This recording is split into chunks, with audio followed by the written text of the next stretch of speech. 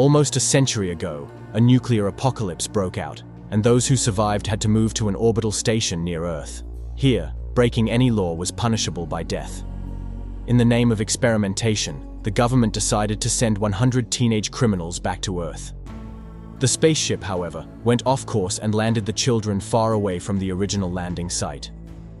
Among those teens was Clark Griffin, the daughter of a high-ranking council member. Now, 100 young boys and girls are forced to find ways to survive. Clark Griffin says she feels the warmth of the sunlight, sees the trees growing, smells the wildflowers. It's so beautiful, she forgets she's in space. Clark Griffin. 97 years ago, a nuclear disaster destroyed all life on Earth. The Earth became a radioactive wasteland. Some survived because 12 countries had space stations in orbit. Now only the Ark is left, the station that was created from all the others. Earth will only become habitable in another 100 years, meaning at least 4 more generations will grow up in space before mankind returns to Earth. But for now, this is just a dream, while the reality is quite different. The soldiers enter Clarky's room. They call her prisoner number 319 and tell her to stand facing the wall. She is asked to extend her arm. A soldier sees the watch on Clark's arm and tells her to take it off. The girl starts to resist, saying it's her father's watch. She breaks free and runs out of the cell. Dr. Abigail Griffin approaches Clark, who is her mother. Dr. Abigail Griffin.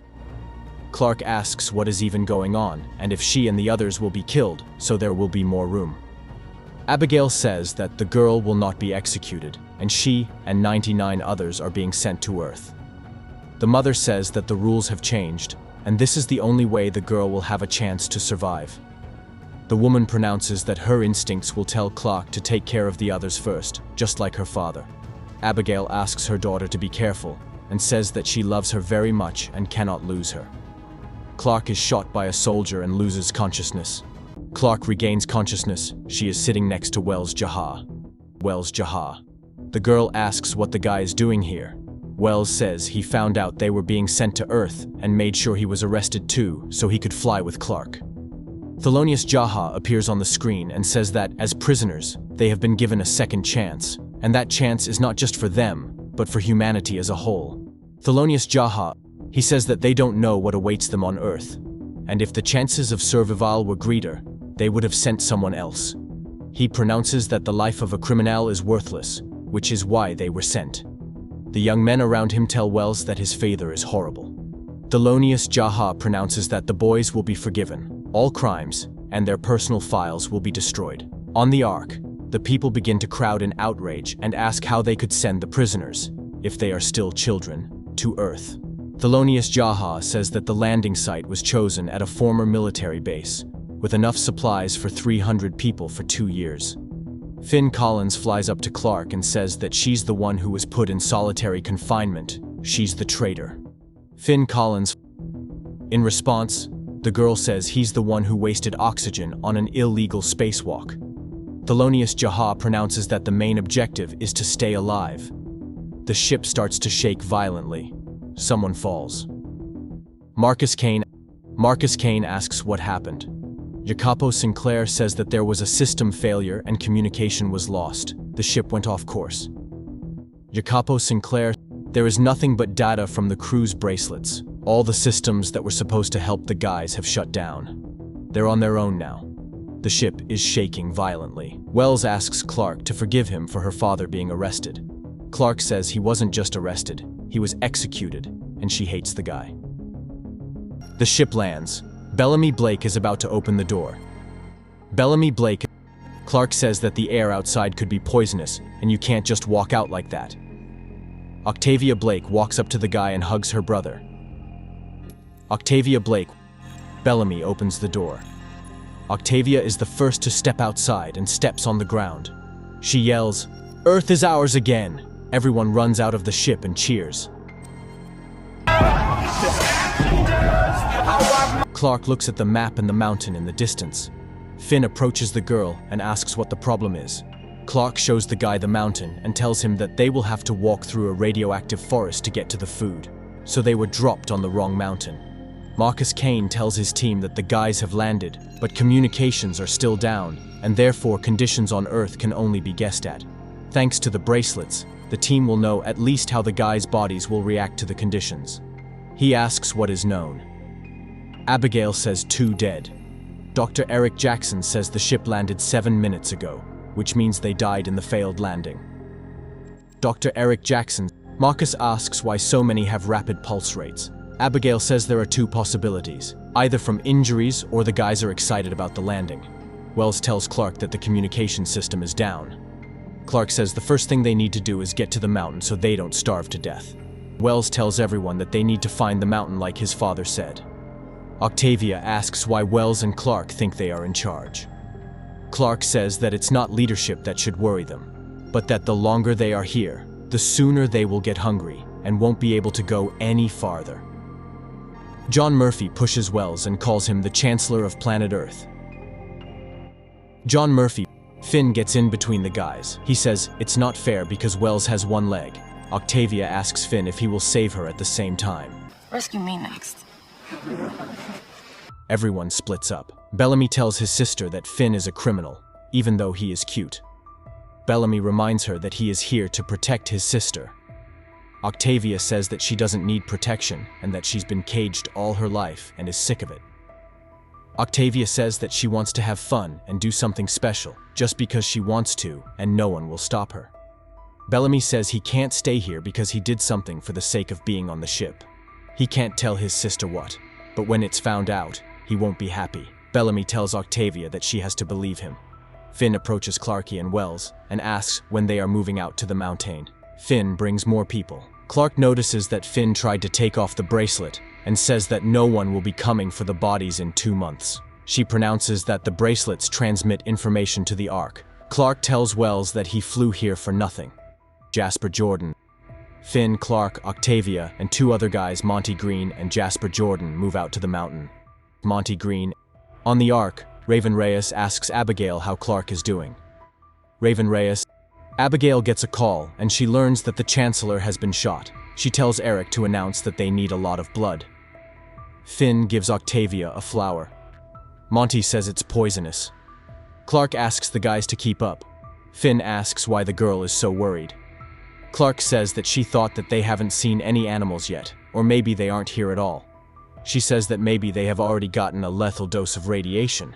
Finn asks Monty and Jasper what they were taken for and learns that it was for weed. The boys see a deer in front of them, but when the animal turns around, they notice its ugly face, literally mutilated. Abigail and Eric are in the operating room. Abigail says that Chancellor has lost a lot of blood and would have been better off being found sooner. Eric says the man is waking up. Abigail asks for more anesthesia and blood. Eric pronounces that they are already over the blood limit and asks if he is breaking the law.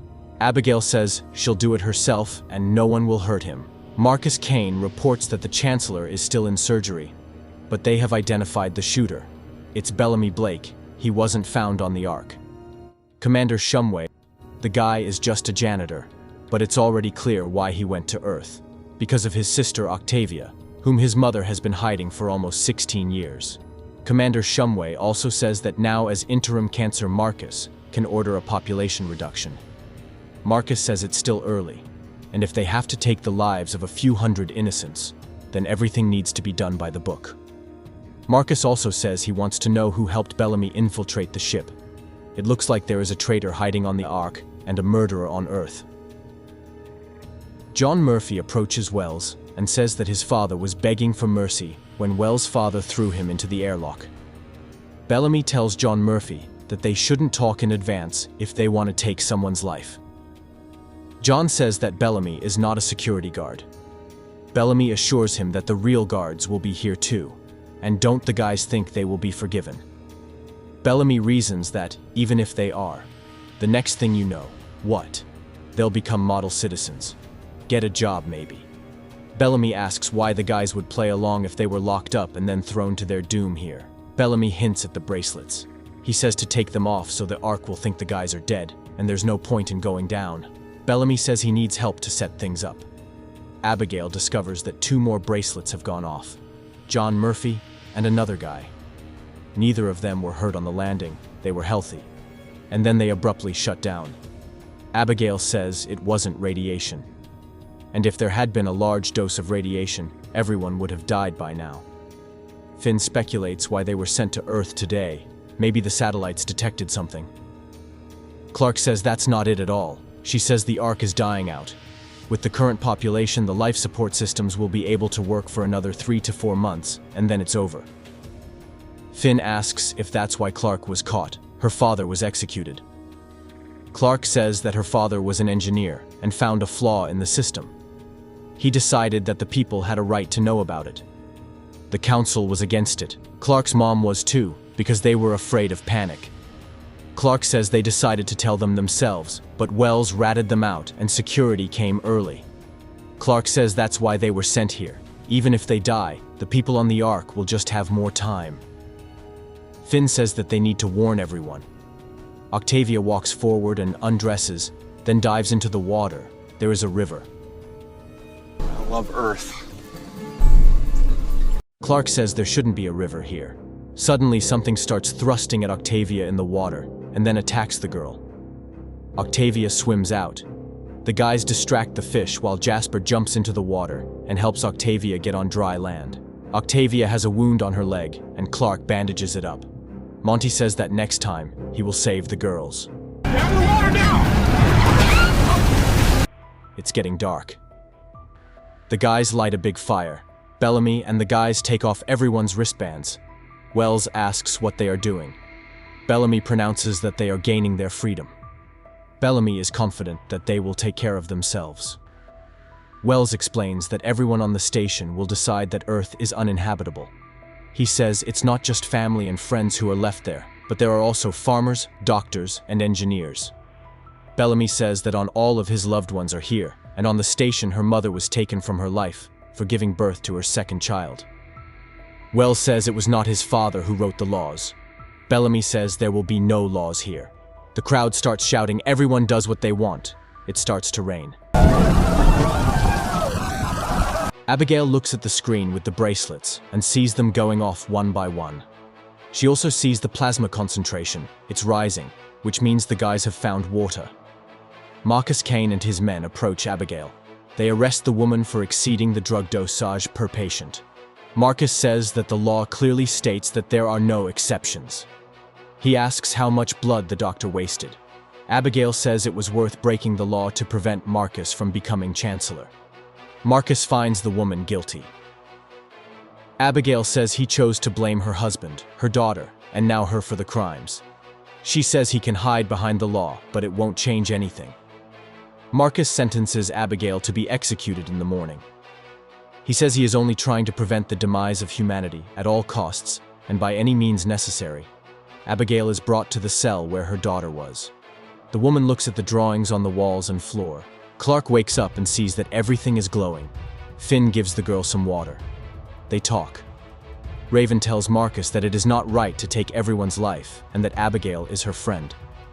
The girl asks for mercy. Marcus says that it is a luxury and that he is willing, if even on the Ark, it is just the two of them.